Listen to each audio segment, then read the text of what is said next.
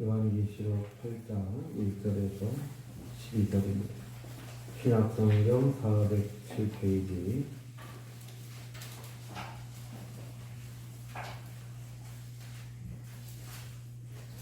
요한계시록 8장 1절에서 12절 다 함께 공독하십니다. 일곱째 인을 떼실 때 하늘이 반시간쯤 고요하더니 내가 보매 하나님 앞에 일곱 천사가 서 있어 일곱 나팔을 받았더라. 또 다른 천사가 와서 제단 곁에 서서 금 향로를 가지고 많은 향을 받았으니 이는 모든 성도의 기도와 합하여 보좌 앞 금 제단에 드리고자 함이라. 향연이 성도의 기도와 함께 천사의 손으로부터 하나님 앞으로 올라가는지라. 천사가 향로를 가지고 제단의 불을 담아다가 땅에 쏟으며 우레와 음성과 번개와 지진이 나더라. 일곱 나팔을 가진 일곱 천사가 나팔 불기를 준비하였다. 첫째 천사가 나팔을 부니 피 섞인 우박과 불이 나와서 땅에 쏟아지며 땅의 3분의 1이 타버리고 수목의 3분의 1도 타버리고 각종 푸른 풀도 타버렸더라. 둘째 천사가 나팔을 부니 불 붙는 큰 산과 같은 것이 바다에 던져지며 바다의 3분의 1은 피가 되고 바다 가운데 생명 가진 피조물들의 3분의 1이 죽고 배들의 3분의 1이 깨지더라. 셋째 천사가 나팔을 부니 횃불같이 타는 큰 별이 하늘에서 떨어져 강들의 3분의 1과 여러 물샘에 떨어지니 이 별 이름은 쓴 쑥이라. 물의 3분의 1이 쓴 쑥이 되네. 그 물이 쓴 물이 되므로 많은 사람이 죽더라. 넷째 천사가 나팔을 부니 해 3분의 1과 달 3분의 1과 별들의 3분의 1이 타격을 받아 그 3분의 1이 어두워지니 낮 3분의 1은 비추임이 없고 밤도 그러하더라. 아멘. 뭔 말인지 잘 모르시겠죠? 첫째 천사가 나팔을 부니 피 섞인 우박과 불이 나와서 땅에 쏟아지며 땅의 3분의 1을 타버리고 수목의 3분의 1도 타버리고 각종 푸른 풀도 타버렸다. 둘째 천사가 나팔을 부니 불부는 큰 산과 같은 것이 바다에 던져지며 바다의 3분의 1이 피가 되고 바다 가운데 생명 가진 피조물들의 3분의 1이 죽고 배들의 3분의 1이 깨지더라. 셋째 천사가 나팔을 부니 하늘에서 별이 하나 떨어지는데 강들의 3분의 1과 여러 물샘에 떨어지니 별 이름은 쓴 쑥이고 그래서 강물이 쓴 물이 되므로 많은 사람이 죽더라. 넷째 천사가 나팔을 부는데 해 3분의 1, 달 3분의 1, 별들의 3분의 1이 타격을 받아 어두워지니 낮 3분의 1은 비추임이 없고 밤도 그러하더라. 무슨 말인지 잘 모르시겠죠. 하여튼 이제 첫째 천사가 나팔을 불고 둘째 천사, 셋째, 넷째 나팔을 불 때 재앙들이 임하게 되는 그런 것들을 묘사하고 있습니다. 이 재앙들은 하나님의 심판을 의미한다. 분명한 사실이죠. 하나님의 심판인데 물론 이것이 어떤 시간적, 역사적 순서에 의해서 일어나는 거냐 그런 것은 아니라고 봅니다. 그렇게 보는 사람들도 있지만 마지막 때 어떤 특정한 시기에 이런 순서대로 문자 그대로 3분의 1이 다 타고 3분의 1이 피가 되고 3분의 1이 쓴물이 되고 3분의 1이 해달별 3분의 1이 실제로 어두워지고 이런 문자적인 그런 현상이 아니고 이제 하나님의 심판을 의미하는 건데 이런 재앙들이 애굽에 출애굽기에서 이스라엘 백성들이 애굽에서 나오기 전에 애굽 땅에 내린 10가지 재앙들과 닮아 있습니다. 예를 들면 첫 번째 그 우박이 떨어졌다. 여기는 피 섞인 우박과 불로 나와 있는데 물론 10가지 재앙 중에 출애굽기 7번째 재앙이 우박이 하늘에서 떨어집니다. 그래서 사람들이 이제 식물을 심은 것 혹시 걷어서 먹어야 되는데 우박에 많은 농작물이 식물이 피해를 입어서 먹을 것이 없어지게 되죠. 우박 재앙이죠. 또 두 번째 재앙은 바다가 피가 되는데 이렇게 물이 피가 되는 거, 나일강물이 피가 되는 거 그런 것을 우리가 출애굽기에서도 볼 수 있죠. 또 해, 달, 별 3분의 1이 타격을 받아서 어두워진다 그랬는데 출애굽기에 나오는 10가지 재앙, 9번째 재앙, 온 세상이 캄캄해졌다는 그런 재앙을 우리가 알고 있는데 출애굽기에 나오는 재앙들과 이렇게 닮아 있는 것을 볼 수 있습니다. 하나님의 심판이죠. 애굽 땅에 내린 그 10가지 재앙은 애굽 땅에 내린 하나님의 심판입니다. 그리고 이스라엘 백성들은 애굽 땅에서 구원해 주시고 보호해 주시고 애굽 땅에서 나오게 해 주시죠. 이 요한계시록은 출애굽기와 닮은 점이 많이 있습니다. 애굽 땅에서 나왔다는 것은 구원이죠. 하나님이 이스라엘 백성들을 구원해 주십니다. 애굽 땅에는 재앙과 심판을 내리시고 하나님이 택하신 백성 이스라엘 백성들에게는 구원의 은총을 베풀어 주십니다. 역시 요한계시록에서도 마귀에게 속해 있는 악의 세력, 마귀와 짐승과 그리고 짐승에 경배하는 악의 세력들을 하나님이 심판하시고 성도들을 구원해 주십니다. 성도들은 보호해 주시고 구원해 주시고 안전하게 지켜주신다. 이것이 요한계시록의 메시지죠. 그런 면에서 출애굽기와 많이 닮은 점이 있다. 물론 출애굽기와만 닮은 점이 있는 건 아닙니다. 구약성경에 많은 구약성경을 많이 참고해서 요한계시록이 기록되었다는 건 여러 번 말씀을 드렸습니다. 특별히 다니엘서하고도 닮은 점이 많이 있습니다. 그래서 구약성경의 다니엘서와 신약성경의 요한계시록을 묵시문학이다 이렇게 부릅니다. 뭐라고 한다고요? 묵시문학. 이 묵시문학이라는 단어를 여러분들이 꼭 기억을 해 주시기를 바랍니다. 아주 중요한 중요한 말이죠. 이게 이제 성경은 지혜문학도 있고 묵시문학도 있고 예언문학도 있고 뭐 시도 있고 여러 가지 장르가 있습니다. 우리가 작가들이 글을 쓰면 시도 있고 소설도 있고 수필도 있고 또 다른 종류의 뭐 역사도 있고 여러 가지 장르가 있듯이 성경도 성경 66권이 다 똑같은 것이 아니고 시편은 시로 이루어져 있죠.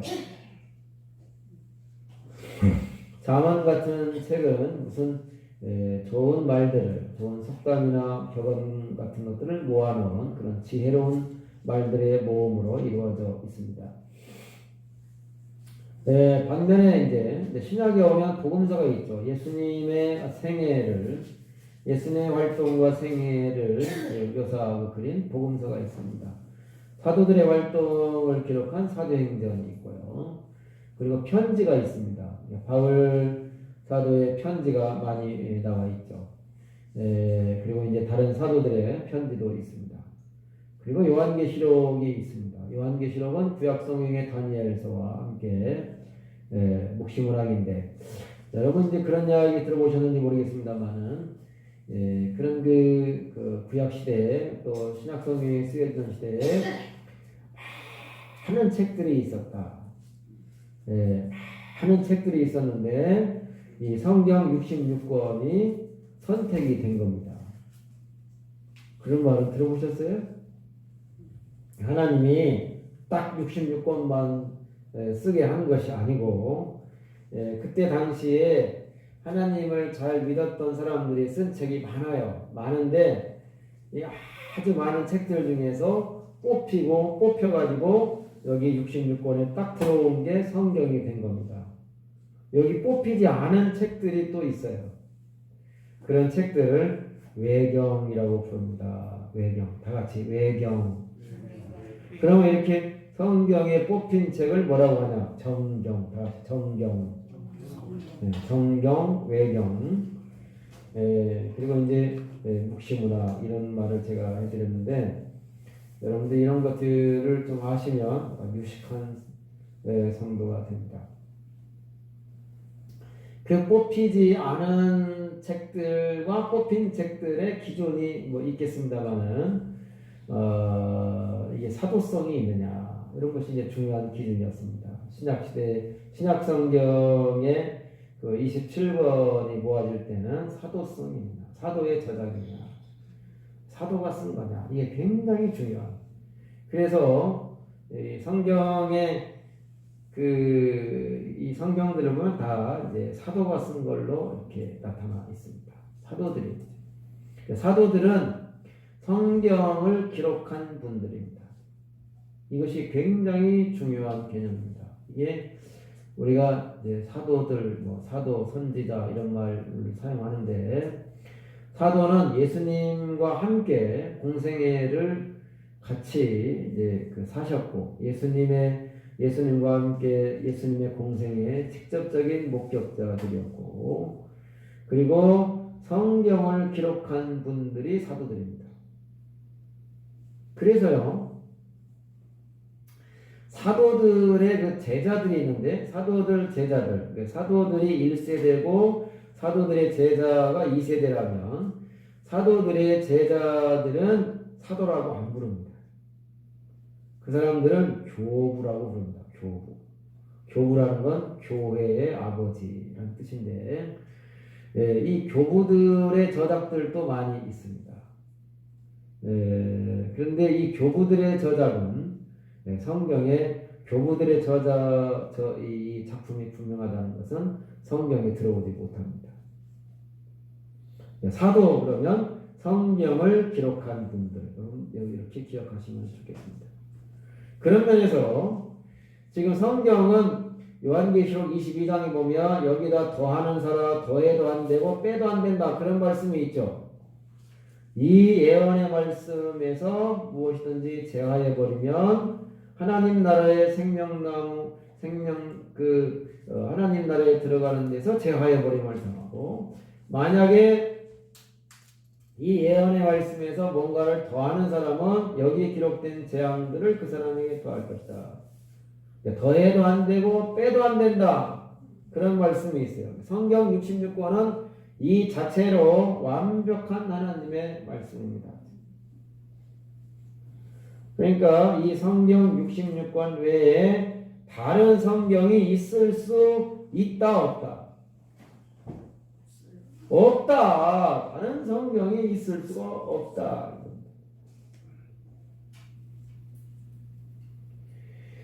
이 66권에다가 더해도 안 되고 빼도 안 된다. 이 자체로 완벽한 하나님의 말씀이다. 그러면 여기다가 더해도 안 되니까 다른 성경이 쓰여져도 안 되고 쓰여질 수도 없고 만약에 누가 계시받아서 뭘 썼다 그러면 이단이 됩니다. 무슨 말씀인지 이해가 되십니까? 그런 면에서 성경을 기록한 분들이 사도고 사도시대가 끝났을 때 사도의 제자들은 사도가 아니라 교부라고 불렀어요. 그러니까 사도시대는 끝났고 그 이후에 또 다른 사도는 없습니다. 만약에 또 다른 사도가 있으면 성경이 또 써져야 돼요. 왜냐하면 사도는 성경을 기록한 분들이니까. 그래서 무슨 신사도 운동 그런 말을 들어보셨는지 모르겠는데 이게 잘못된 겁니다. 새로운 사도는 있을 수가 없습니다. 사도시대는 마감됐고 성경도 계시가 완벽하게 이루어졌기 기록이 됐기 때문에 또 다른 계시는 없다. 그러면 우리가 이제 꿈을 꾼다든지 환상을 본다든지 이런 것은 중요한 것이 그러니까 아니다. 누가 뭘 환상을 봤다, 꿈을 꿨다 그래가지고 말씀 막 기록을 했다. 이런 것은 다 이단이 되는 겁니다. 내가 계시를 받았어. 그러면 안 됩니다. 우리가 이제 성경을 읽으면서 깨닫게 되는 것은 그래서 계시라는 말을 쓰지 않고 조명이라는 말을 씁니다. 하나님이 이렇게 비춰주셔서 깨닫게 해주신다. 그렇게 받아들여야지 새로운 계시를 받았다 그러면 안 됩니다. 계시 받았다 그러면 이단이 됩니다. 그래서 우리가 말을 조심해야 된다. 자, 요한계시록은 묵시문학인데 묵시문학은 아주 박해가 심할 때, 그러니까 예수 믿는 것이 너무 어려워. 예를 들면 지금 예수 믿는다고 여러분 만약에 교회 다니는 사람들은 장사 못하게 한다. 여기 대부도에서 장사를 못하게 한다. 그러면 장사하시는 분들은 고민이 되겠죠. 내가 교회를 다녀야 될까? 잠시 쉬어야 될까? 아니면 나 장사 안 해. 딴 거 하면 되지. 나 노가다에 그 교회 가. 뭐 그렇게 생각하시는 분도 있을 수도 있고 장사를 못하다니. 내가 평생 해먹고 살았는데 장사를 못해. 집에서 그냥 혼자 예배드려야지. 숨어서 교회 가면 걸리니까. 뭐 그렇게 생각할 수도 있고 뭐 복잡하겠죠. 실제로 이제 요한계시록 시대에는 예수 믿는 것 때문에 매매를 못하게 했다. 이 13장에 나오잖아요. 장사 정도가 아니고 죽인다 그러면 이제 더 심각한 문제가 됩니다. 예수 믿는 사람들을 잡아다가 목을 베어서 죽인다. 우리는 이제 평상시에는 예수 믿고 복 받으세요 이런 말을 할 수가 있는데 그런 박해 시대에는 예수 믿고 복 받으세요 이런 말을 할 수가 없습니다. 성실하게 살면 부자 될 수 있습니다. 이런 게 잘 안 통하죠. 성실하게 살고 부지런하고 게으르지 아니하고 그리고 진실하고 정직하고 열심히 노력하면 부자 될 수 있고 성공할 수 있어. 이런 것은 이제 잠언이나 전도서나 시편 이런 데는 이런 말씀들이 많이 나옵니다. 그런데 이런 박해 시대에는 성실하게 살고 예수 잘 믿으면 잡혀가고 장사도 못하게 되고 목배임을 당해서 죽게 되고 이렇게 된단 말이죠. 그래서 하나님은 살아계시지 않는 것 같고 마귀가 온통 온 세상을 지배하는 것 같을 때 이럴 때에 이제 계시록 다니엘서가 쓰여지게 된 겁니다. 그래서 이 묵시문학은 두 시대가 나와요. 두 시대. 현 시대가 있고 새로운 시대가 있어요. 현 시대에는 고통과 억압과 박해, 어둠의 시대고 새로운 시대에는 하나님이 모든 것을 다 정리하고 악의 세력을 다 물리치고 새로운 세상을 열어주시는 천지 개벽이죠.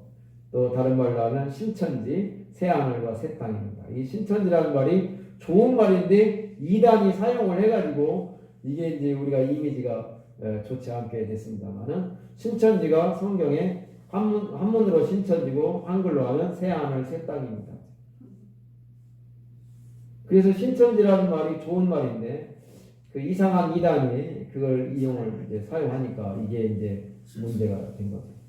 그 이름을 그렇게 막 사용을 해버리니까 하나님의 교회 이렇게 하나님의 교회가 이단입니다. 우리가 다 하나님의 교회인데 이단 하나님의 교회 안상홍 증인회가 자기들 교회 이름을 하나님의 교회 안상홍 증인회 이렇게 사용을 하니까 여러분 어디 가서 하나님의 교회 이런 말을 들으면 의심을 해봐야 됩니다.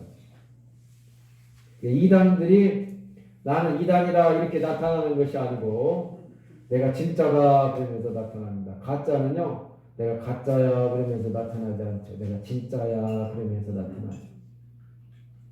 내가 더 진짜야. 그리고 가짜는 자기가 가짜인 것을 숨기기 위해서 더 많이 꾸미고 포장하고 더 아름다운 것처럼 보이게 하는 것이 또 이게 또 가짜의 특징이죠.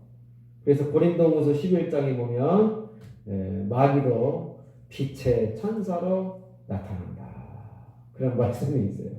광명의 천사로 나타납니다. 가짜들이 말도 더 잘해요. 더 멋있어요. 더 예뻐 보이고 더 아름다워 보이고 더 멋있고 더 달콤해요. 그래서 이것을 우리가 잘 분별을 해야 됩니다. 분별을 잘 하는 것이 이게 지혜죠. 길이 아닌데 막 가면 엉뚱한데 도착하잖아요. 길인지 길이 아닌지 분별을 해야 되고 이게 가짜인지 진짜인지 알아야 되고 하여튼 그런 시대에 이제 그 묵시문학은 두 시대가 있다고 말씀을 드렸습니다. 현 시대, 다가올 시대, 새 시대입니다. 현 시대는 어둠과 억압과 박해, 고통의 시대고 다가오는 새로운 시대에는 이 모든 것들이 정리된 정말 좋은 그런 시대를 소망을 주고 있습니다. 그래서 21장에 보면 내가 보면 새 하늘과 새 땅 하늘에서 내려오는 거죠. 신부가 남편을 위하여 단장 같더라. 모든 눈물을 그 눈에서 씻겨주시니 다시는 사망이 없고 애통하는 것이나 곡하는 것이나 아픈 것이 다시 있지 아니하리니 처음 것들이 다 지나갔음이라라. 새 하늘과 새 땅의 소망을 보여줍니다. 용기를 내라는 거죠. 고난당하는 성도들을 격려하고 있습니다. 위로하며 소망을 주고 있습니다. 하나님이 새로운 시대를 열어주실 거야. 새로운 세상이 준비되어 있어. 이 어둠의 세계가 계속되는 것이 아니야. 마귀는 심판받고 마귀에 속한 세력들은 다 심판을 받고 억울하게 고난당하는 고통당하는 성도들을 하나님이 눈물을 씻어주시고 새로운 시대에서 영원히 하나님과 함께 영생을 누리게 하여 주실 거예요. 눈물도 아픔도 고통도 없는 새로운 시대가 열릴 거야. 그런 희망을 주고 있습니다. 그래서 이제 새 하늘과 새 땅에 대한 희망. 다니엘서에는 다니엘서 2장에 보면 다니엘서는 그 시리아의 핍박을 받을 때 쓰여진 거거든요. 시리아에 그 아주 악명 높은 왕이 있었습니다. 안티오쿠스 4세라는 아주 악랄하고 악명 높은 왕이 있었는데 이 왕이 예루살렘에 쳐들어와 가지고요 성전을 아주 완전히 모독을 합니다. 성전은 하나님 앞에 제사 드리는 곳인데 거기 제단이 있잖아요. 소와 양과 짐승을 잡아서 제사 드리는 제단이 있는데 그 하나님 앞에 제사 드리는 제단을 치워버리고 거기다가 제우스를 위해서 제사 드리는 제단을 세웁니다.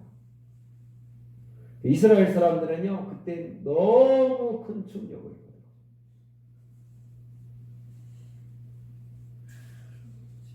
그리고 돼지를 가지고 제사드리게 하고 이스라엘 사람들은 돼지를 아주 싫어합니다. 돼지고기, 돼지 아주 더러운 짐승으로 부정한 짐승으로 여깁니다. 우리는 삼겹살을 너무 좋아하는데 돼지는 구약 성경에 의하면 부정한 짐승이지만 우리는 돼지고기를 마음껏 드셔도 됩니다. 먹는 거, 이런 거 음식 가지고 뭘 어떤 신앙을 판단하고 평가하는 것은 잘못된 겁니다. 그런 이단들이 생겨날 것을 다 성경이 기록을 하고 있습니다. 하여튼 간에 그 시리아의 안티오쿠스 4세가 그 예루살렘 성전을 모독하고 그 다음에 유대인들을 그렇게 이제 억압하고 핍박합니다. 그리고 그 이스라엘식 히브리식 어떤 문화 모든 것들을 다 바꿔가지고 헬라식으로 다 바꾸게 합니다. 할례도 못 받게 하고 헬라말을 쓰게 하고 헬라 도시를 건설하고 헬라 문화를 전파. 이 헬라 사람들이요 그 문화적인 자부심이 있습니다. 그래서 자기들은 문화인이고 다른 모든 사람들은 미개인, 야만인이라고 생각을 했어요. 이게 사람들이 자기중심적이에요. 유대인들은 전 세계 사람들을 유대인과 이방인으로 나누고 헬라인들은 전 세계 사람들을 헬라인과 야만인으로 나눕니다. 그래서 성경 헬라인이나 야만인이나 유대인이나 이방인 이런 말이 나오는 것은 그런 맥락에서 나오는 거죠. 그때 이제 다니엘이 뭐라고 하냐면 그 이스라엘 나라가 다른 그 큰 나라에 의해서 자꾸 망하고 핍박당하고 억압당하고 이런 성전이 모독을 당하고 그러니까 무슨 환상을 보냐면 하나님이 세상 나라들을 다 멸하시고 그리고 영원히 멸망하지 아니할 하나님의 나라, 새로운 나라, 영원한 나라, 거룩한 나라를 하나님이 마지막 때에 세워주실 것이다. 이런 비전을 제시합니다. 이게 다니엘서 2장에 나와 있어요. 그런데 오늘날 놀랍게도요, 이단들이 그 다니엘서 2장에 나와 있는 마지막 때에 영원한 나라를 세워주실 것이다 라고 예언을 했는데 그 나라를 여호와의 증인들이 자기들한테 실현됐다 이렇게 주장합니다. 그 여호와의 증인에 가면 사실은요, 그 아픔도 없고 고통도 없고 거짓도 없고 아무 문제도 없고 완전 지상 천국이 돼야 되는데 그런 나라가 아니죠. 그래서 여호와의 증인들은 자기들 공동체가 하나님의 나라, 여호와의 증인의 나라. 그래서 그 사람들은 교회라고 안 하고요. 그 사람들이 모이는 곳을 왕국이라고 해요. 왕국. 회관을 붙였죠. 왕국입니다. 왕국. 여호와의 왕국. 군대를 안 가는 건요, 무슨 양심적 병역 거부가 아니고요, 자기 나라는 하나님의 나라고 이 세상 나라는 마귀의 나라이기 때문에 마귀의 나라의 군인이 될 수 없다고 해서 안 가는 거예요. 이 사람들이 군대를 안 가는 것은 교리 때문에 안 가는 건데 판사들이 그걸 몰라요. 양심적이어서 안 간다. 이렇게 오해를 하고 양심적 병역 거부 이렇게 주장합니다. 그러니까 다니엘서 2장에 나와 있는 영원히 멸망하지 아니할 나라가 여호와의 증인에게 이루어졌다. 여호와의 증인이 그렇게 주장하고 요한계시록 21장에 새 하늘과 새 땅이 자기들한테 이루어졌다고 주장하는 게 신천지예요. 그러니까 신천지하고 여호와의 증인하고 똑같은 거예요.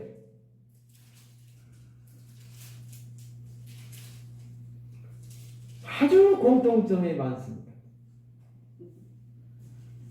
그런데 그게 말이 안 되죠. 우리는 신앙적으로 이건 신앙적으로 상징적으로 이해해야 됩니다. 고통의 시대에 아무 희망이 보이지 않을 때 하나님이 새로운 날을 열어주실 것이다. 개인적, 가정적 또는 사업적, 건강적 여러 가지 면에서 어려움이 지속이 되거나 문제가 계속되거나 그러면 얼마나 낙심하고 힘듭니까? 그러나 믿음으로 사는 성도들을 하나님이 지켜주시고 그리고 이 시대가 계속되는 거 아니야. 이런 고난이 계속되는 것이 아니야. 하나님이 나에게도 내 인생에도 새로운 날을 열어주실 거야. 그런 믿음을 가지시기를 바랍니다. 다같이 새로운 날이 올 것입니다. 옆 사람이 당신에게도 새로운 날이 올 것입니다. 우리 교회도 새로운 시대가 곧 열릴 것입니다. 저쪽에 곧 짓게 되면 지금보다는 훨씬 좋은 시설과 그런 모습을 갖추게 될 것입니다. 기도 많이 해주시길 바랍니다. 그리고 거기 가면 새로운 성구들 해놔야 되는데 혹시 내가 앉을 의자는 내가 사야지 이런 생각이 드시면 의자 하나씩 사셔도 됩니다. 의자 하나에 얼마나 하는지 내가 모르겠어요. 그런데요, 하여튼 어떻게 알았는지 벌써 막 전화가 와가지고 성의 선교사입니다. 목사님 성령 건축하신다는 말을 들었습니다. 이러면서 뭐 성령 같이 와야 되는 뭐 하여튼 연락도 주시고 하십시오. 우리 뭐 전화가 오고 또 어떤 분은 또 뭐 음양 뭐 그거 하는 분이래요. 그래가지고 그 성령 건축한다는 말 들었습니다. 그래서 그 뭐 뵈려고 왔는데 아무도 교회 안 계시고 그래서 뭐 놓고 갑니다. 그래서 음양은 우리 교회에 잘하는 분이 계셔가지고요. 그분하고 의논을 해야 된다. 그랬는데 하여튼 그거 또 하는 분들은 기가 막히게 알더만요. 짓지도 않고 시작도 안 했는데 벌써 어디서 뭔 소문을 들었는데 어디 알아가지고 뭐 벌써 전화하고 뭐 그러더라고요.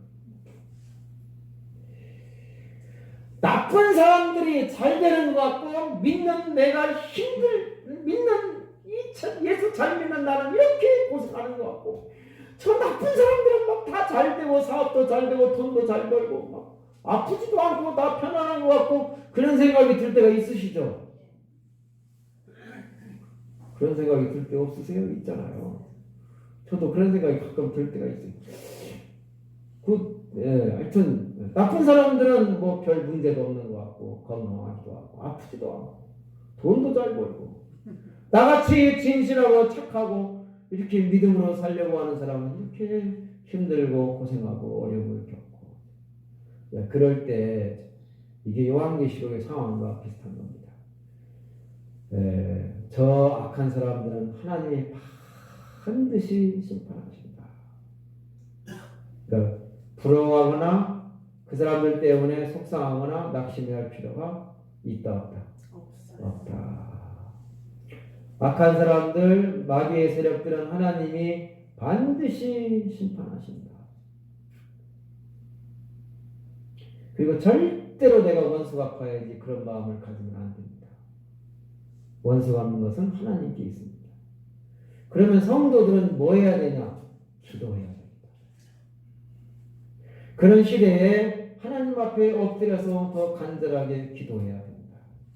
그것이 오늘 3절에 이런 말씀이 있죠. 다 같이 보십니다. 또 다른 천사가 와서 제단 곁에 서서 금향도를 가지고 많은 양을 받았으니 이는 모든 성도의 기도와 합하여 보도와 금제단에 드리고자 합니다. 향인이 성도의 기도와 함께 천사의 손으로부터 하나님께로 올라가는지라. 하나님 앞으로 올라가는지라.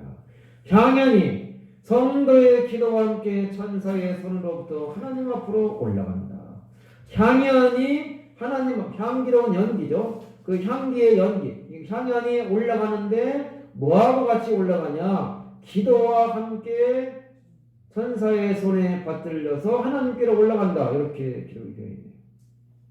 5장 8절에 의하면 두루마리를 취하시며 내 생물과 이상 장로각과 검과 향이 가득한 금대접을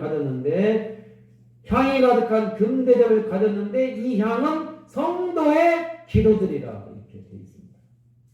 5장에서는 향 자체가 성도의 기도다 이렇게 되어 있고 여기서는 향과 기도가 같이 하나님께로 올라간다 이렇게 되어 있는데 이 기도가 성도들의 기도가 향이나 향기와 함께 올라가는 하나님 앞에 바쳐지는 제물이라고 볼 수가 있습니다. 그러니까요 성도의 기도가 나오잖아요. 여기 성도의 제물, 성도의 명예, 성도의 지식 이런 것이 중요한 것이 아니고 성도의 기도가 중요하다. 그런 것을 깨닫게 됩니다. 그러니까 성도는 기도로 자기 정체성이 확립이 된다고. 성도는 세상에서 잘 살아야 돼, 돈 벌어야 돼, 무슨 성공해야 돼 이걸로 그 성도가 훌륭한 성도인가가 드러나는 것이 아니라 그 성도가 기도하는 성도냐 기도하지 않는 성도냐 이것이 중요하다는 거예요. 성도의 정체성, 성도의 본질은 어디에 있다? 기도에 있다. 하나님 앞에 기도하는 사람이다. 기도하지 않는 사람. 그것이 중요합니다. 여러분과 저는 기도를 많이 해야 됩니다. 그리고 이 기도가 뭐라고 그러냐면 향기라고 그러잖아요. 향. 기도를 향으로 표현한 분들이 있습니다. 시편 141편에 나의 기도가 주의 앞에 분향함과 같이 되면 내가 손드는 것이 저녁 제사같이 되게 하소서. 아론이 출애굽기에 보면 아론이 아침에 등불을 손질할 때 그 분향단에 향을 피우고 저녁에 등불을 켤 때 또 향을 피우고 그 향이 대대로 끊어지지 않게 해라 그랬습니다. 그 향이 대대로 끊어지지 않게 해라. 그런데 향이 기도라면 기도가 끊어지지 않게 돼야 된다. 이것이 데살로니가전서 5장에 의하면 쉬지 말고 기도해라. 이렇게 연결할 수 있겠습니다. 사무엘은 말하기를 내가 기도하기를 쉬는 죄를 범하지 않아야겠다. 그런 말을 하죠. 여러분 계속 기도하시기를 바랍니다. 그리고 기도 열심히 하시고 우리가 성도의 성도됨이 어디에 있느냐. 성실하게 사는 데도 있지만 기도하느냐 기도하지 않느냐 이게 중요합니다. 그 다음에 이 기도가 향기라는 것을 이게 얼마나 은혜스럽습니까? 향기가 기도가 향기다. 다시 말하면요.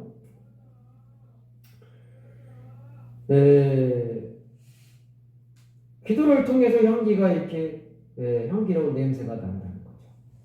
그러니까 우리가 좋은 차를 탄다고 향기가 나는 것이 아니고 내가 무슨 세상에서 대단한 성공을 거뒀다고 향기가 나는 것이 아니라 내가 기도할 때 향기 나는 사람이 된다는 거죠. 믿는 사람들의 향기는 기도에 있습니다. 그 다음에 천사의 손에 들려서 하나님 앞으로 올라간다. 우리가 기도하면 내가 기도하면 이거 공중에 사라진다 없어진다 이렇게 생각을 할 수가 있는데 그런 것이 아니라 내가 기도할 때 천사가 내려와서 내가 기도하는 것을 다 받아가지고 천사가 그것을 손에 들고 하나님 앞으로 가지고 올라가서 하나님 앞에 드립니다. 이렇게 믿으시기를 바랍니다. 내가 기도하는 것 그것이 다 사라지고 없어지고 공중에 다 사라지는 것이 아니라 허공에 사라지는 것이 아니라 천사가 그것을 다 받아가지고 하나님 앞으로 올라가서 하나님께 올려드립니다. 여러분이 무엇을 올려드릴 수 있겠습니까? 옛날에 임금에게 맛있는 거 올려드리려고 그냥 갑지에서 그 특산물을 올려드렸잖아요. 우리가 여기서 바지락을 올려드리겠습니까? 뭘 올려드리겠습니까? 기도하면 천사가 그것을 받아서 하나님 앞에 올려드립니다. 기도 많이 하시기를 바랍니다. 그리고 성도들은 여기서 기도하는데 그리고 나팔을 불잖아요. 나팔 불면서 재앙이 내려요. 세상에 악의 세력에게 심판이 임하게 됩니다. 악한 사람들은 하나님이 심판하신다. 그리고 성도들은 기도해야 된다. 이것이 오늘 말씀의 핵심입니다. 어려운 시대를 살아가는 여러분. 나쁜 사람들 때문에 우리가 낙심하거나 속상해하지 마시고 하나님의 심판이 반드시 있다는 거. 그리고 그 심판이 맹렬합니다. 무섭습니다. 그리고 성도들은 기도해야 되는데 성도들은 하나님이 보호해 주시고 이 기도가 아름다운 향기로 하나님 앞에 올려진다는 거 기억하시고 기도 시간을 더 많이 가지시기를 축복합니다. 기도하시겠습니다. 하나님 고맙고 감사합니다. 어려운 시대를 살아가고 있습니다. 코로나 시대를 겪고 살아가고 있습니다. 믿음으로 사는 것이 힘들고 진실하게 사는 것이 때로는 어려울 때도 있습니다. 나쁜 사람들이 잘 되는 것 같고 악을 행하는 자들이 형통하는 것 같은 것을 보면서 마음 상할 때도 있습니다. 하나님의 심판이 있다는 것, 하나님의 엄중한 심판이 반드시 있다는 것 우리가 믿고 악을 행하는 자들 때문에 낙심하지 않게 하여 주시고 우리는 무릎을 꿇고 하나님 앞에 기도하는 성도들이 되게 하여 주시옵소서. 성도의 기도가 아름다운 향기가 되어 하나님 앞에 올려지고 천사의 손에 받들려 하나님 앞으로 올라간다는 것을 보여주셨습니다. 우리가 더 많이 기도하게 하시고 더 많이 기도해서 더 향기로운 성도들이 되게 하여 주시옵시고 아름다운 향기를 세상에 전하는 거룩한 성도, 거룩한 교회가 되게 하여 주시옵소서. 예수님 이름으로 기도하옵나이다. 327장 요한계시록 8장 1절에서 12절입니다. 신약성경 407페이지.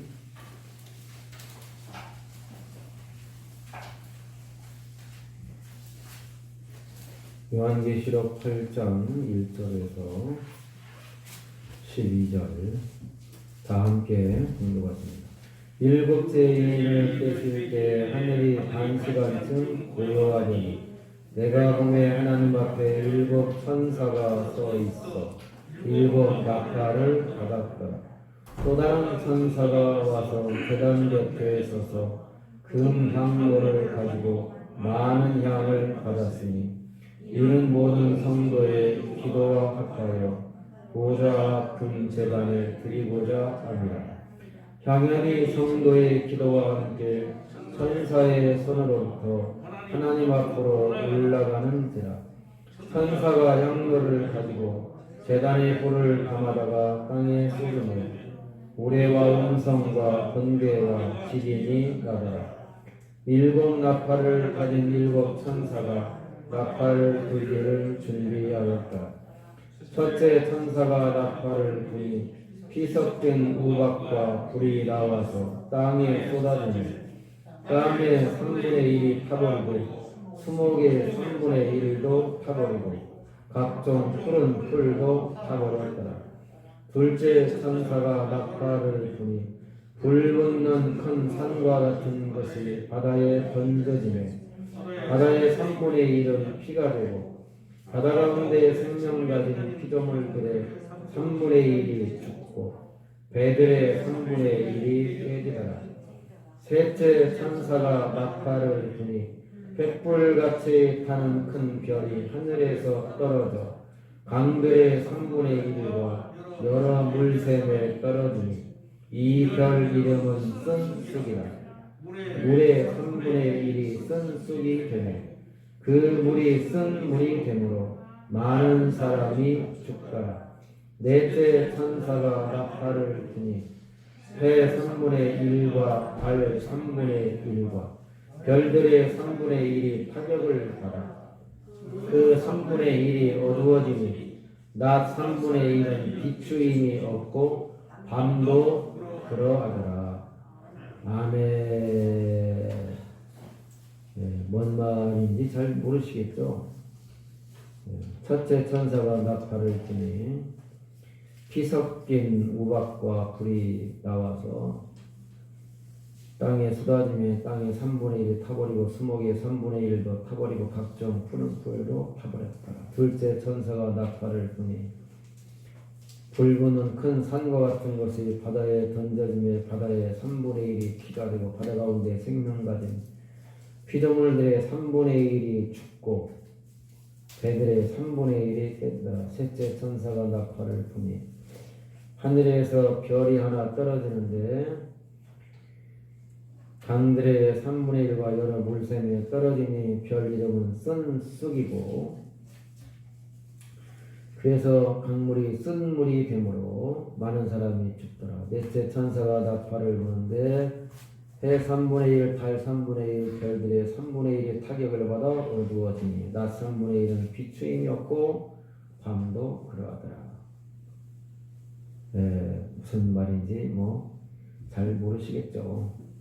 네, 하여튼 이제 첫째 천사가 나팔을 불고 둘째 천사, 셋째, 넷째 나팔을 불 때 재앙들이 임하게 되는 그런 것들을 묘사하고 있습니다. 이 재앙들은 하나님의 심판을 의미한다. 분명한 사실이죠. 하나님의 심판인데 물론 이것이 어떤 시간적, 역사적 순서에 의해서 일어나는 거냐 그런 것은 아니라고 봅니다. 그렇게 보는 사람들도 있지만 마지막 때 어떤 특정한 시기에 이런 순서대로 문자 그대로 3분의 1이 다 타고 3분의 1이 피가 되고 3분의 1이 쓴물이 되고 3분의 1이 해달별 3분의 1이 실제로 어두워지고 이런 문자적인 그런 현상이 아니고 이제 하나님의 심판을 의미하는 건데 이런 재앙들이 애굽에 내린 출애굽기에서 이스라엘 백성들이 애굽에서 나오기 전에 애굽 땅에 내린 10가지 재앙들과 닮아 있습니다. 예를 들면 첫 번째 그 우박이 떨어졌다. 여기는 피 섞인 우박과 불로 나와 있는데 물론 10가지 재앙 중에 출애굽기 7번째 재앙이 우박이 하늘에서 떨어집니다. 그래서 사람들이 이제 식물을 심은 것 혹시 걷어서 먹어야 되는데 우박에 많은 농작물이 식물이 피해를 입어서 먹을 것이 없어지게 되죠. 우박 재앙이죠. 또 두 번째 재앙은 바다가 피가 되는데 이렇게 물이 피가 되는 거, 나일강물이 피가 되는 거 그런 것을 우리가 출애굽기에서도 볼 수 있죠. 또 해, 달, 별 3분의 1이 타격을 받아서 어두워진다 그랬는데 출애굽기에 나오는 10가지 재앙 9번째 재앙 온 세상이 캄캄해졌다는 그런 재앙을 우리가 알고 있는데 출애굽기에 나오는 재앙들과 이렇게 닮아 있는 것을 볼 수 있습니다. 하나님의 심판이죠. 애굽 땅에 내린 그 10가지 재앙은 애굽 땅에 내린 하나님의 심판입니다. 그리고 이스라엘 백성들은 애굽 땅에서 구원해 주시고 보호해 주시고 애굽 땅에서 나오게 해 주시죠. 이 요한계시록은 출애굽기와 닮은 점이 많이 있습니다. 애굽 땅에서 나왔다는 것은 구원이죠. 하나님이 이스라엘 백성들을 구원해 주십니다. 애굽 땅에는 재앙과 심판을 내리시고 하나님이 택하신 백성 이스라엘 백성들에게는 구원의 은총을 베풀어 주십니다. 역시 요한계시록에서도 마귀에게 속해 있는 악의 세력, 마귀와 짐승과 그리고 짐승에 경배하는 악의 세력들을 하나님이 심판하시고 성도들을 구원해 주십니다. 성도들은 보호해 주시고 구원해 주시고 안전하게 지켜주신다. 이것이 요한계시록의 메시지죠. 그런 면에서 이제 출애굽기와 많이 닮은 점이 있다. 물론 출애굽기와만 닮은 점이 있는 건 아닙니다. 구약성경에 많은 구약 성경을 많이 참고해서 요한계시록에 기록되었다는 건 여러 번 말씀을 드렸습니다. 특별히 다니엘서하고도 닮은 점이 많이 있습니다. 그래서 구약 성경의 다니엘서와 신약 성경의 요한계시록을 묵시문학이다 이렇게 부릅니다. 뭐라고 한다고요? 묵시문학. 이 묵시문학이라는 단어를 여러분들이 꼭 기억을 해주시기를 바랍니다. 아주 중요한 중요한 말이죠. 이게 이제 성경은 지혜문학도 있고 묵시문학도 있고 예언문학도 있고 뭐 시도 있고 여러 가지 장르가 있습니다. 우리가 작가들이 글을 쓰면 시도 있고 소설도 있고 수필도 있고 또 다른 종류의 뭐 역사도 있고 여러 가지 장르가 있듯이 성경도 성경 66권이 다 똑같은 것이 아니고 시편은 시로 이루어져 있죠.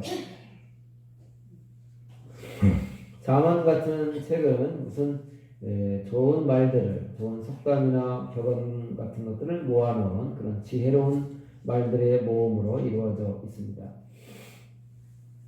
반면에 이제 신약에 오면 복음서가 있죠. 예수님의 활동과 생애를 묘사하고 그린 복음서가 있습니다. 사도들의 활동을 기록한 사도행전이 있고요. 그리고 편지가 있습니다. 바울 사도의 편지가 많이 나와 있죠. 그리고 이제 다른 사도들의 편지도 있습니다.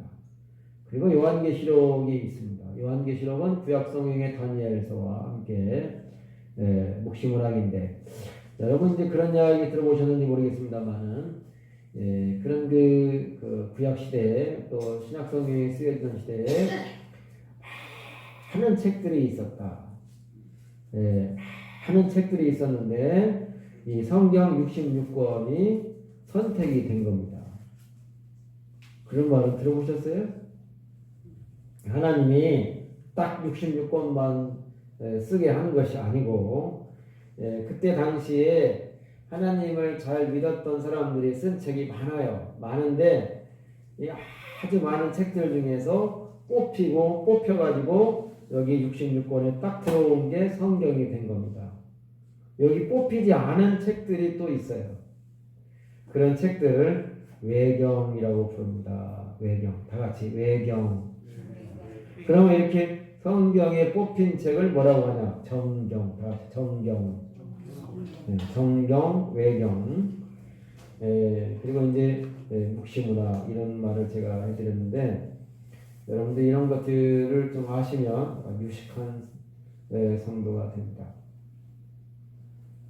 그 뽑히지 않은 책들과 뽑힌 책들의 기준이 뭐 있겠습니다만은 이게 사도성이 있느냐 이런 것이 이제 중요한 기준이었습니다. 신약시대 신약성경의 그 27권이 모아질 때는 사도성이 있느냐, 사도의 저작이냐, 사도가 쓴 거냐 이게 굉장히 중요한. 그래서 이 성경의 이 성경들을 보면 다 이제 사도가 쓴 걸로 이렇게 나타나 있습니다. 사도들은 성경을 기록한 분들입니다. 이것이 굉장히 중요한 개념입니다. 이게 우리가 이제 사도들, 사도, 선지자 이런 말을 사용하는데 사도는 예수님과 함께 공생애를 같이 이제 사셨고 예수님과 함께 예수님의 공생애의 직접적인 목격자들이었고 그리고 성경을 기록한 분들이 사도들입니다. 그래서요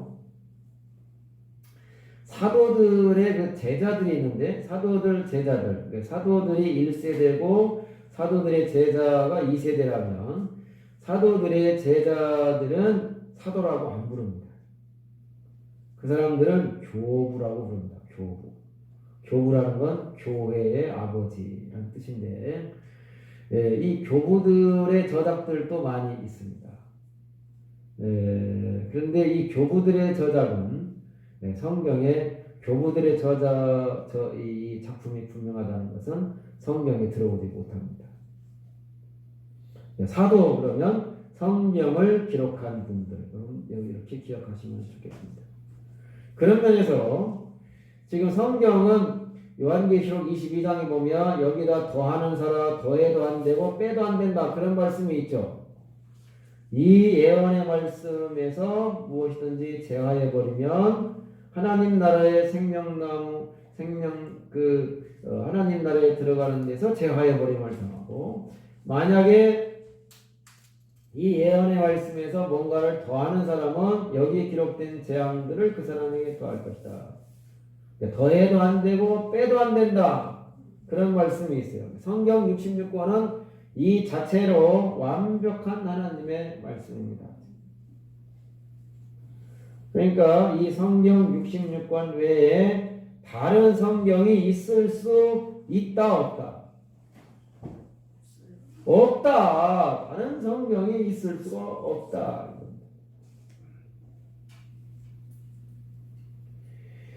이 66권에다가 더해도 안 되고 빼도 안 된다. 이 자체로 완벽한 하나님의 말씀이다. 그러면 여기다가 더해도 안 되니까 다른 성경이 쓰여져도 안 되고 쓰여질 수도 없고 만약에 뭘 누가 계시받아서 뭘 썼다 그러면 이단이 됩니다.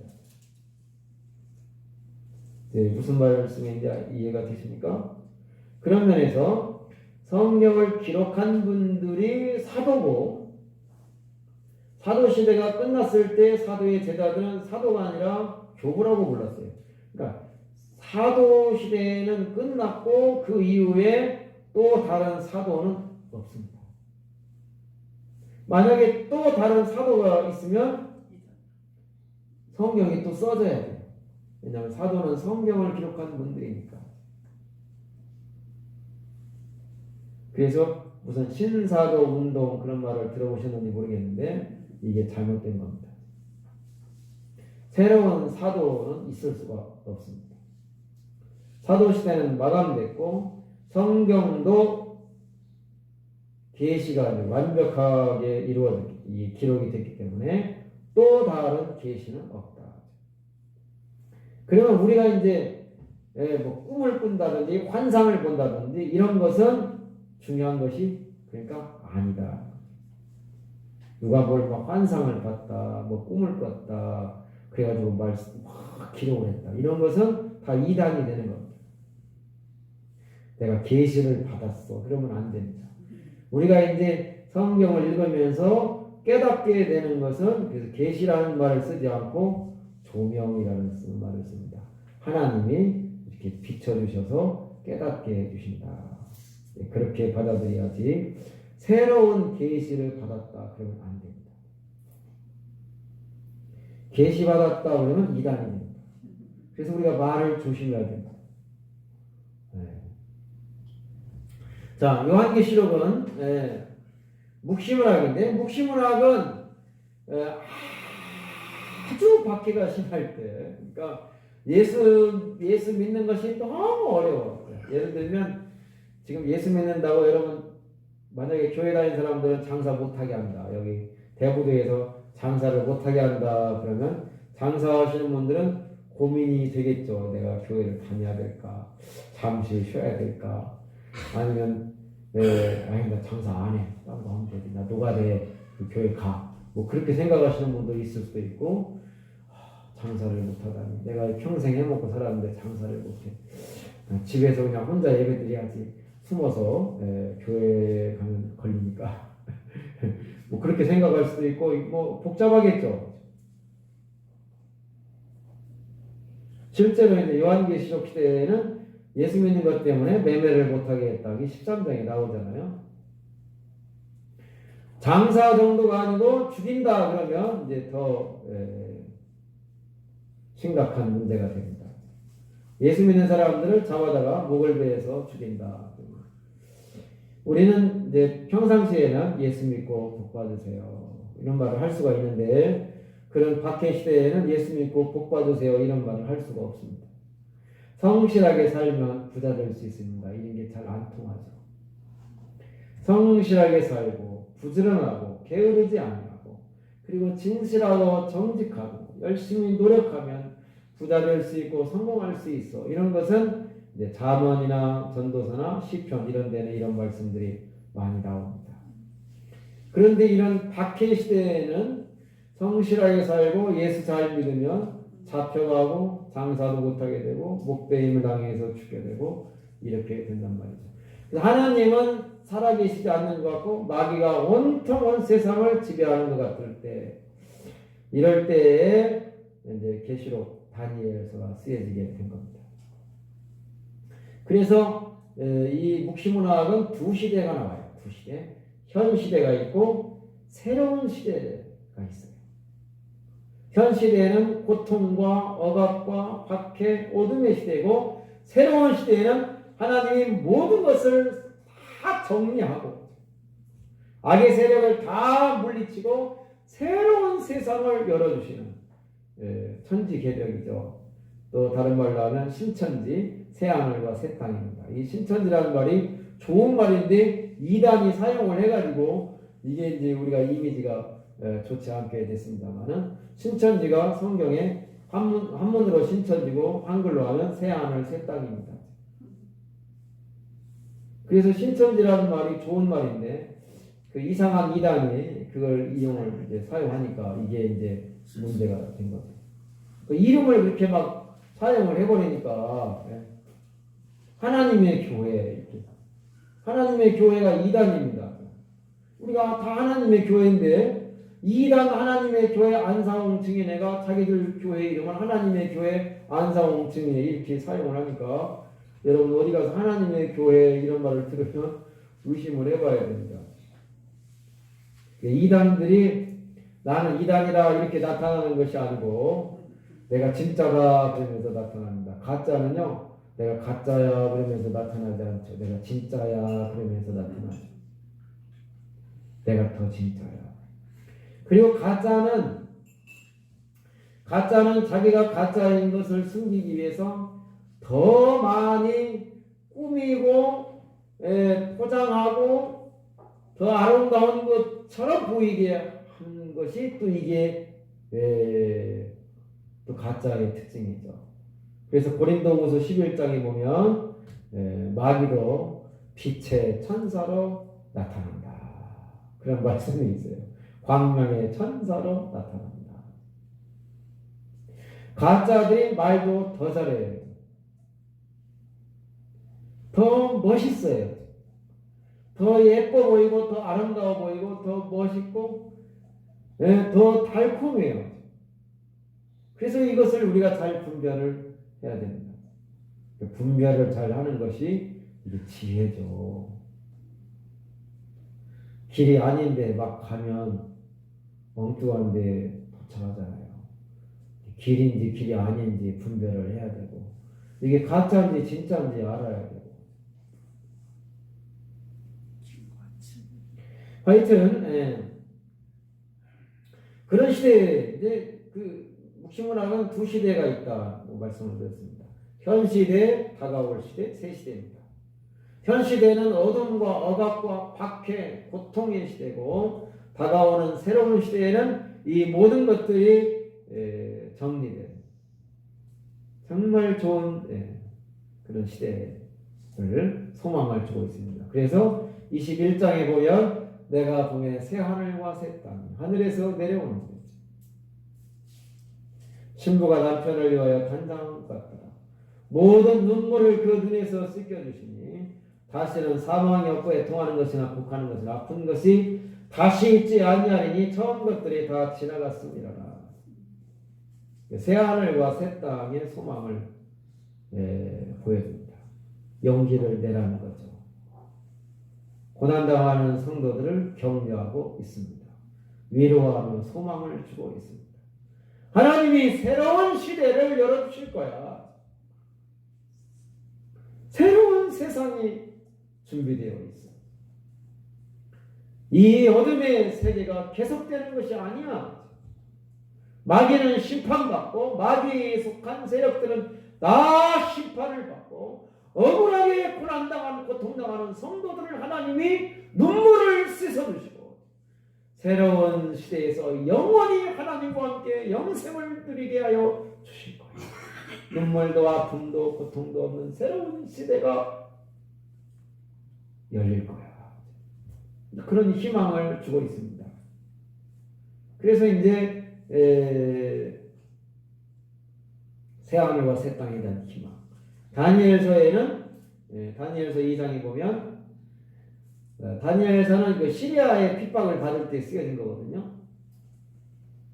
시리아에 그 아주 악명 높은 왕이 있었습니다. 안티오쿠스 4세라는 아주 악랄하고 악명 높은 왕이 있었는데 이 왕이 예루살렘에 쳐들어와 가지고요 성전을 아주 완전히 모독을 합니다. 성전은 하나님 앞에 제사 드리는 곳인데 거기 제단이 있잖아요. 소와 양과 짐승을 잡아서 제사 드리는 제단이 있는데 그 하나님 앞에 제사 드리는 제단을 치워버리고 거기다가 제우스를 위해서 제사 드리는 제단을 세웁니다. 이스라엘 사람들은요 그때 너무 큰 충격을 받아요.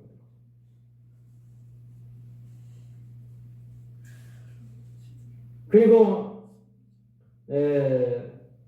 돼지를 가지고 제사 드리게 하고 이스라엘 사람들은 돼지를 아주 싫어합니다. 돼지고기, 돼지를 아주 더러운 짐승으로 부정한 짐승으로 여깁니다. 우리는 삼겹살을 너무 좋아하는데 돼지는 구약성경에 의하면 부정한 짐승이지만 우리는 돼지고기를 마음껏 드셔도 됩니다. 먹는 거, 이런 거 음식 가지고 뭘 어떤 신앙을 판단하고 평가하는 것은 잘못된 겁니다. 그런 이단들이 생겨날 것을 다 성경이 기록을 하고 있습니다. 하여튼 간에 그 시리아의 안티오쿠스 4세가 그 예루살렘 성전을 모독하고 그 다음에 유대인들을 그렇게 이제 억압하고 핍박합니다. 그리고 그 이스라엘식 히브리식 어떤 문화 모든 것들을 다 바꿔가지고 헬라식으로 다 바꾸게 합니다. 할례도 못 받게 하고 헬라말을 쓰게 하고 헬라 도시를 건설하고 헬라 문화를 전파. 이 헬라 사람들이요 그 문화적인 자부심이 있습니다. 그래서 자기들은 문화인이고 다른 모든 사람들은 미개인, 야만인이라고 생각을 해요. 사람들이 자기중심적이에요. 유대인들은 전 세계 사람들을 유대인과 이방인으로 나누고 헬라인들은 전 세계 사람들을 헬라인과 야만인으로 나눕니다. 그래서 성경 헬라인이나 야만인이나 유대인이나 이방인 이런 말이 나오는 것은 그런 맥락에서 나오는 거죠. 그때 이제 다니엘이 뭐라고 하냐면 그 이스라엘 나라가 다른 그 큰 나라에 의해서 자꾸 망하고 핍박당하고 억압당하고 이런 성전이 모독을 당하고 그러니까 무슨 환상을 보냐면 하나님이 세상 나라들을 다 멸하시고 그리고 영원히 멸망하지 아니할 하나님의 나라, 새로운 나라, 영원한 나라, 거룩한 나라를 하나님이 마지막 때에 세워주실 것이다. 이런 비전을 제시합니다. 이게 다니엘서 2장에 나와요. 그런데 오늘날 놀랍게도요, 이단들이 그 다니엘서 2장에 나와 있는 마지막 때에 영원한 나라를 세워주실 것이다 라고 예언을 했는데 그 나라를 여호와의 증인들이 자기들한테 실현됐다 이렇게 주장합니다. 그 여호와의 증인에 가면 사실은요 그 아픔도 없고 고통도 없고 거짓도 없고 아무 문제도 없고 완전 지상 천국이 돼야 되는데 그런 나라가 아니죠.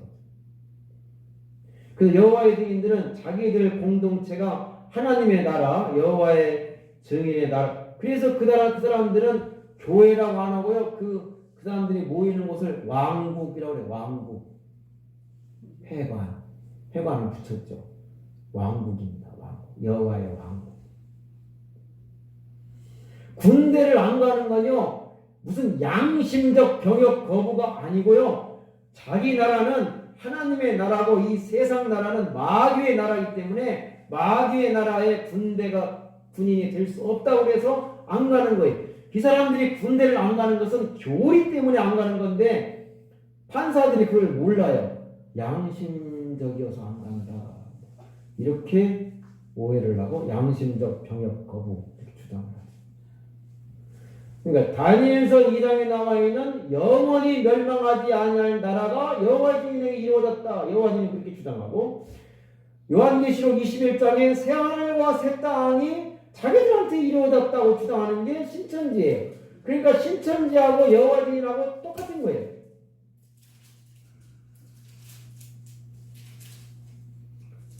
아주 공통점이 많습니다.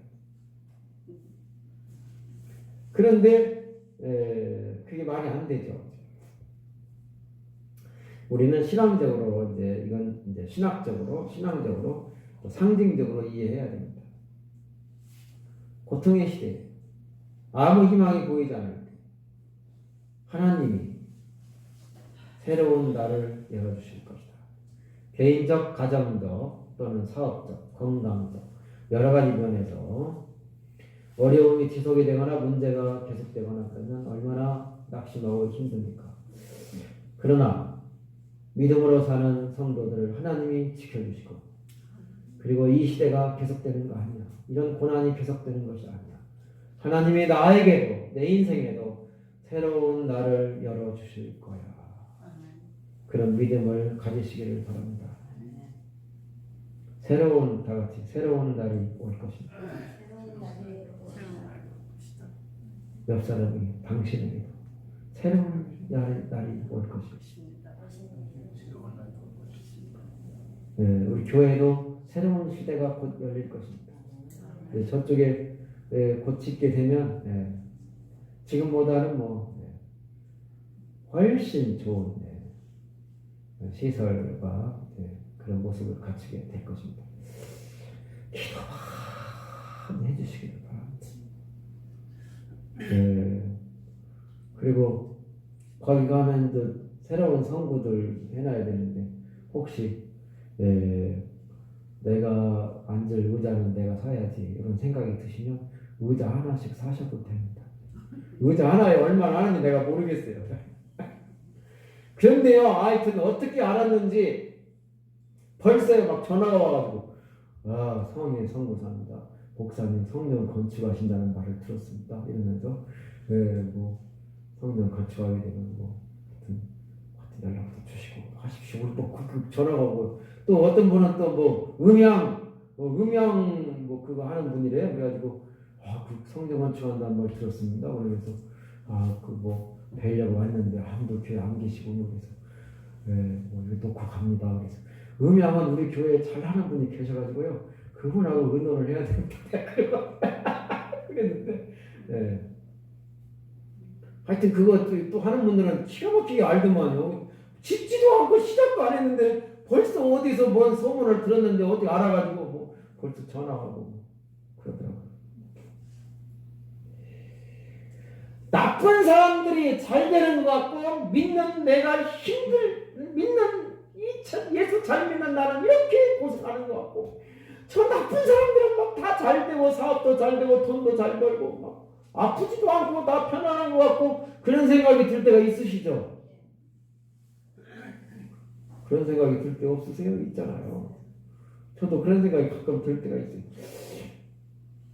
하여튼 나쁜 사람들은 뭐 별 문제도 없는 것 같고, 건강하기도 하고 아프지도 않고 돈도 잘 벌고, 나같이 진실하고 착하고 이렇게 믿음으로 살려고 하는 사람은 이렇게 힘들고 고생하고 어려움을 겪고, 그럴 때 이게 요한계시록의 상황과 비슷한 겁니다.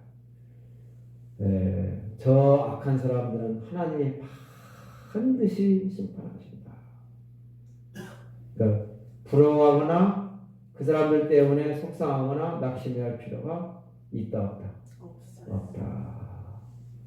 악한 사람들, 마귀의 세력들은 하나님이 반드시 심판하신다. 그리고 절대로 내가 원수 갚아야지 그런 마음을 가지면 안 됩니다. 원수 갚는 것은 하나님께 있습니다. 그러면 성도들은 뭐 해야 되냐?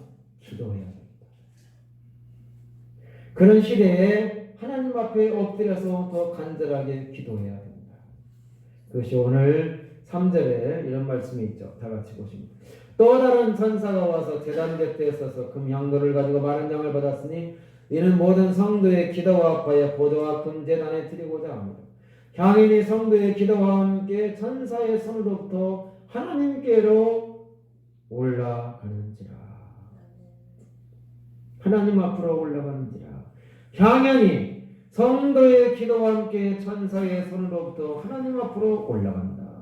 향연이 하나님, 향기로운 연기죠. 그 향기의 연기, 향연이 올라가는데 뭐하고 같이 올라가냐? 기도와 함께 천사의 손에 받들려서 하나님께로 올라간다. 이렇게 기록이 되어 있네요.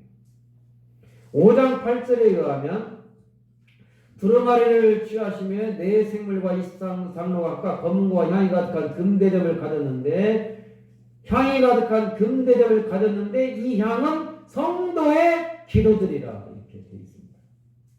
5장에서는 향 자체가 성도의 기도다 이렇게 되어 있고, 여기서는 향과 기도가 같이 하나님께로 올라간다 이렇게 되어 있는데, 이 기도가, 성도들의 기도가 향이나 향기와 함께 올라가는 하나님 앞에 바쳐지는 제물이라고 볼 수가 있습니다. 그러니까요, 성도의 기도가 나오잖아요. 여기 성도의 제물, 성도의 명예, 성도의 지식, 이런 것이 중요한 것이 아니고 성도의 기도가 중요하다. 그런 것을 깨닫게 됩니다. 그러니까 성도는 기도로 자기 정체성이 확립이 된다고.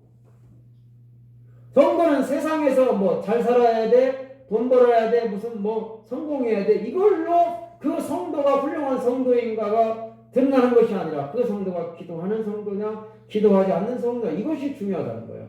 성도의 정체성, 성도의 본질은 어디에 있다? 기도에 있다. 하나님 앞에 기도하는 사람이다. 기도하지 않는 사람. 그것이 중요합니다. 여러분과 저는 기도를 많이 해야 됩니다.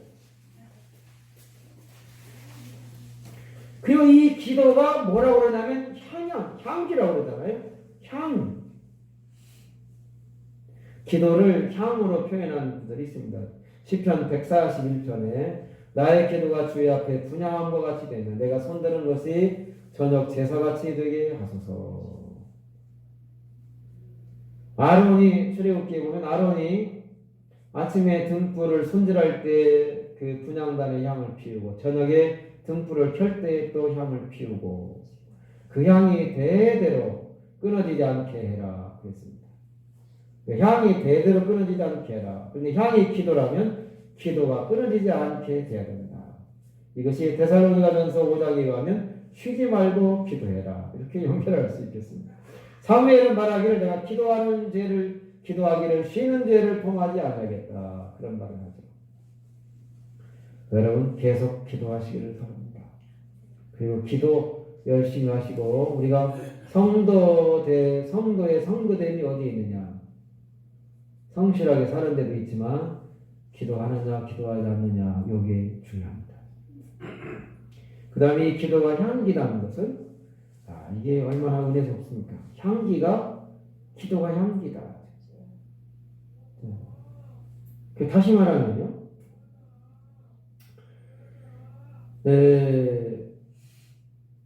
기도를 통해서 향기가 이렇게 향기로운 냄새가 난다는 거죠. 그러니까 우리가 좋은 차를 탄다고 향기가 나는 것이 아니고 내가 무슨 세상에서 대단한 성공을 거뒀다고 향기가 나는 것이 아니라 내가 기도할 때 향기 나는 사람이 된다는 거죠.